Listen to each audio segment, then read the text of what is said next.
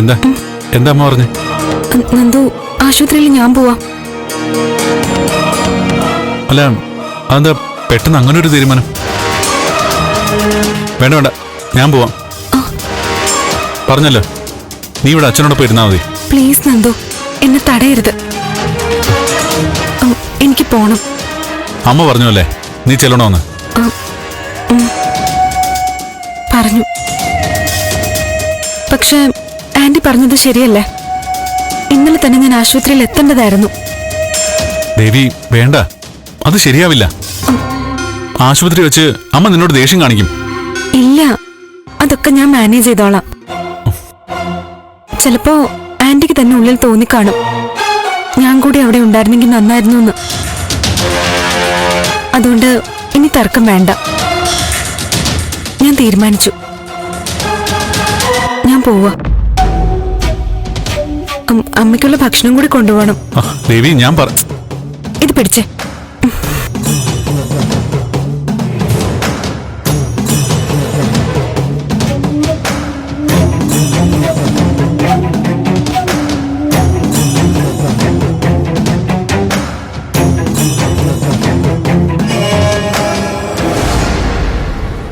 ചന്ദ്രോത്ത് പിടിപ്പത് ജോലി ഉണ്ടായിരുന്നതാ.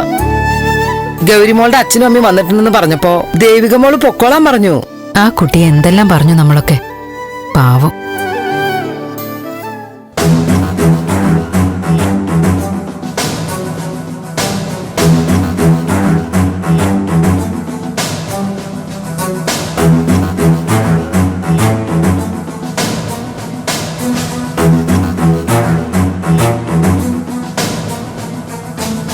സമയം എത്രയായിട്ട് ഇവളിങ്ങോട്ട് വരുന്നുമില്ലല്ലോ.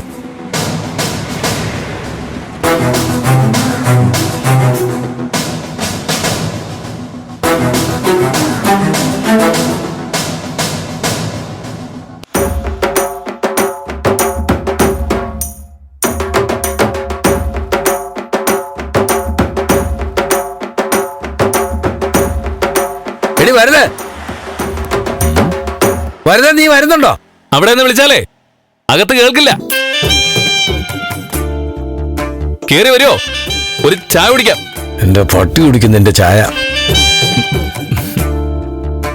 അവക്ക് കാലുവേദന ഉള്ളതാ. എടി വരുന്നേ. അല്ല, ധൃതിയാണെങ്കിൽ പൊയ്ക്കോണം, ഞാൻ കൊണ്ട് നായിക്കോളാം. നീ ആരാടാ എന്റെ പെണ്ണുപിള്ളേരുടെ കാര്യം നോക്കാൻ? എന്റെ പെണ്ണുമ്പിള്ളയുടെ അമ്മയുടെ കാര്യം വെച്ചാ ഞാൻ പറഞ്ഞത്.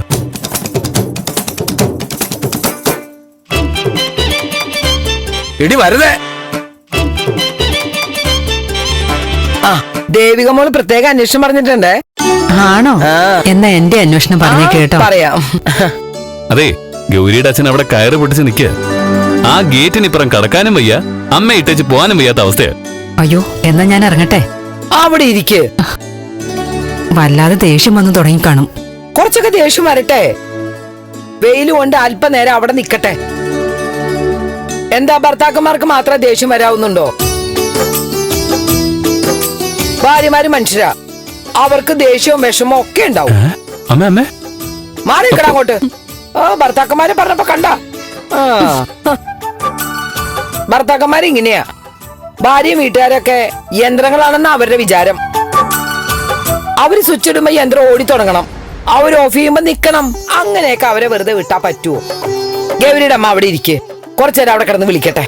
അയ്യടാ, അമ്മ ആള് കൊള്ളാലോ. അങ്കിൾ അവിടെ വെയിലത്തല്ലേ നിക്കുന്നത്? ആ വെയിൽ കൊണ്ട് കുറച്ചേരം നിക്കട്ടെ. നല്ല പോലെയാണ് ഇവിടെ കയറി ഇരിക്കാനില്ലേ? അയ്യോ ഭാർഗവി, ഞാൻ ഇറങ്ങാ. മോളെ സൂക്ഷിക്കണേ. ഇവിടെ നിനക്ക് ഒരു കുറവുമില്ലെന്ന് എനിക്കറിയാം. എല്ലാരും എന്റെ മോളെ നല്ല കരുതലോടെ സ്നേഹിക്കുന്നുണ്ടെന്ന് എനിക്കറിയാം. ഭാർഗവി, എന്റെ മോക്ക് എന്തെങ്കിലും ബുദ്ധിമുട്ട് വന്നാ എന്നെ ഒന്ന് വിളിക്കണേ. ഇനിയിപ്പോ വിളിയും പറച്ചിലൊക്കെ ഉണ്ടാവുമല്ലോ. എടി വരുന്നേ, ഇങ്ങോട്ട് വാടി. എന്നാ ശരി. വരുന്നേ. ആളിന്റെ ശബ്ദം ഇവിടം വരെ എത്തിയിട്ടുണ്ട് കേട്ടോ. നീ വരുന്നുണ്ടോ?